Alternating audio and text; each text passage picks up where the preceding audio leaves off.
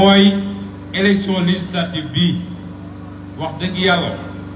suñuy lim département yoo xam ne tourné nañu la page de Macky Sall ubbi une nouvelle ère pour le Sénégal ñu ne Mbour mu nga ci loowu département yi wala sax ci premier yi la bokk loolu mooy enjeu élection bi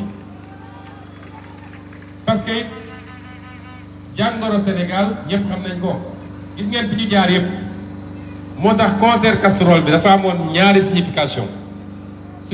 bu njëkk bi mooy def bruit pour wone suñu mécontentement parce que moyen d'expression la comme beneen waaye ñaareel bi te loolu tax suñu yaay ak suñu jigéen ñi gënoon ci sawar mooy wane ni seeni casserole ak seeni cin baxatul ni mu waroon baxee parce que dëkk bi métti na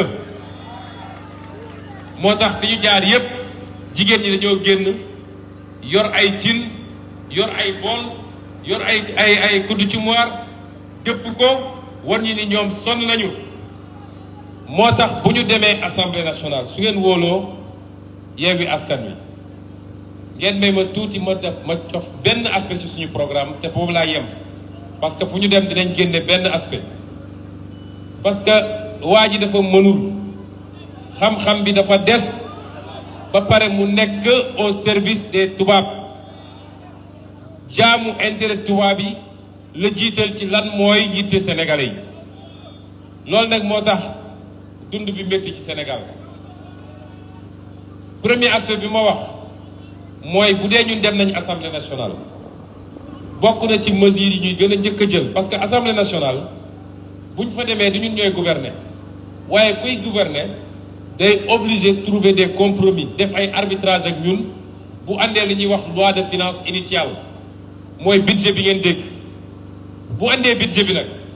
ñu gis ne budget bi moom ay yitteem mooy ni may def ba tabax ay stade tubaab yi lebal ma xaalis bu dul jeex 150 milliards andi seeni société imposé ma ko lu waroon jar 90 milliards ñu facturé ma ko 150 milliards ba pare xaalis bi dellu ci ñoom ci seeni entreprise te duñ ci fay dërëm ci impôt bu ñu indilee lu mel noonu ñu ne ko lii du priorité mooy Sénégalais yi bëgg nañu lekk lu baax bëgg nañu faju bëgg nañu am école yu baax bëgg nañu am aafiya ci seen bopp loolu mooy priorité Sénégal fi mu toll nii te bu boobaa nag foog mu obligé ñëw waxtaan ak ñun naka la ñuy def pour wàññi dund bi moo wax leen ko tey lii moom xamu ko mënu ko parce que xam-xamam eggul foofu boo buggee wàññi dund bi li ngay njëkk a def mooy li nga xam ne mooy l'impôt bi ñu teg ci dund bi nga jël ay produits yoo xam ne produits de première nécessité la c'est des produits de base yoo xam ne Sénégal yi dañ koo soxla ceeb bi diwlin bi ak yeneen soo ko mënul exonérer da nga fay def li ñuy wax une fiscalité allégée da ngay wàññi impôt bi ñu ciy teg est-ce que xam ngeen li tax carburant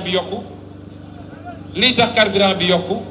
mooy soo jëlee tey 1 litre essence lu mat 60% bi ay taxes la yoo xam ne ci état bi la jëm suñu la nee 700 francs lay jar les 400 francs ay taxes la yuy dem ci état bi bu état bi nangu woon wàññi ay taxes am tuuti rek def ko 200 francs litre bi ñëw à 500 francs loolu mooy parce que nag la fiscalité impôt compétence su assemblée nationale la du compétence su état bi loolu la constitution Sénégal wax moo tax man am sañ-sañ ne leen su ngeen joxe assemblée ñu def ko noonu boo ko defee di nga wàññi dund bi te boo wàññee dund bi teggi nga sénégalais yi lu bëree bëri ba ci yi nga xam ne dañ koy xeeb mais tey mooy suñuy première consommation est-ce que xam ngeen ni le premier poste de consommation ci famille yi tey mooy télécommunication boo jëlee ci kër papa ji dina yor téléphone yaay yor téléphone doom yi kenn ku nekk te ñëpp bëgg nañu connecté wu li ñuy dépensé ci jour ci internet moo ëpp li ñuy dépensé ci jour pour lekk ci biir kër gi te tey opérateur de téléphonie yi dañuy surfacturé ici au Sénégal li ñuy jaayee mbir mi dafa ëpp il faut état am sañ-sañ intervenir ne leen nañu wàññi coût yi ba pare ñu wàññi fiscalité bi ci nekk te loolu am nañu sañ-sañ bi bu ñu demee assemblée nationale lii nag boo ko defee suba dinañ taxaw ne way li muy wax ay utopie la parce que état bi fan lay jëlee ressource état bi dafa am lu ñuy wax ay niche fiscale yoo xam ne ay milliards yi milliards lañ ciy ñàkk chaque année. Dernier rapport bi ñu def sur la ñuy wax les dépenses fiscales exonération yi nga xam ne jox nañ ko service secteur minier bi jox ko secteur pétrolier bi jox ko multinationales yi. Dernière évaluation bi ñu def mooy Sénégal dina ci ñàkk 800 milliards at bu nekk te 800 milliards yooyu on n'a pas évalué 50% des mesures. Ça veut dire que 800 milliards yi ku dem 1400 milliards la ñuy ñàkk chaque année wala 1600 milliards yoo xam ne suñ ko jaaraloon fuñ ko war a jaaree dinañ mën a wàññi dund gi dinañ mën a wàññi loyer bi dinañ mën a wàññi yii nga xam ne tey moo sonal Sénégalais yi. nii la ñu yoree réew boo ko buggee defar ak boo amee yërmande ci sa askan. tey ci pàcc boobu laay yem ci jukki parce que la fiscalité bokk na ci compétence su assemblée nationale te ñun yërëm nañu Sénégalais yi sonn nañ dañu naan ndaw ñu sonn nañu waaye fu ndaw sonnee rek yaayam sonn na baayam sonn na kon Sénégalais yépp a sonn am nañu sañ-sañ nag bokk na ci li mën a wàññi le coût de la vie waaye Sénégal am 718 kilomètres de côte kenn ëpp ñu jën gi yëpp jaay nañ ko.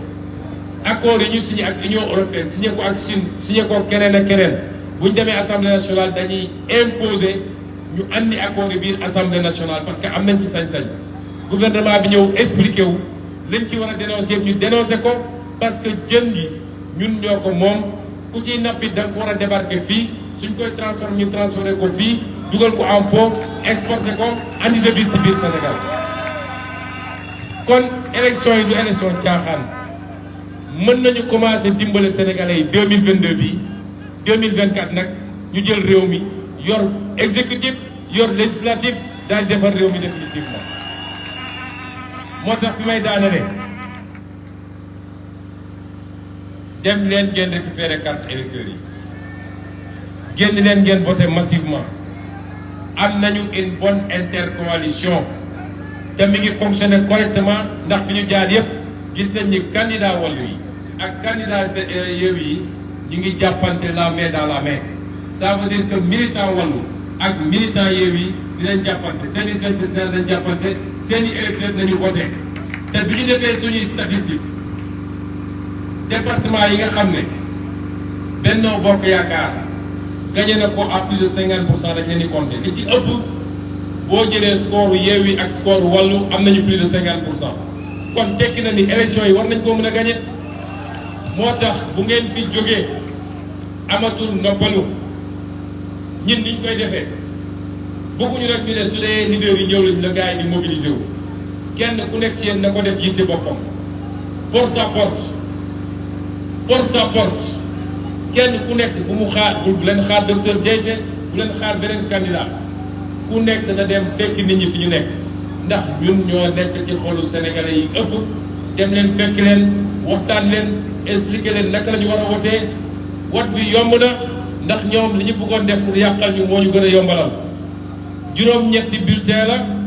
benn bulletin moo ci amul photo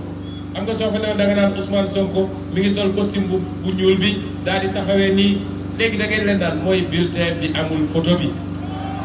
loolu benn la mooy bu Yewwi bu dee nag fa nga xam ne foofu la Wallu war a jiite nee leen mooy bulletin bi nga xam ne photo président Abdoulaye Wade moo fa nekk loolu yomb na kon élection bii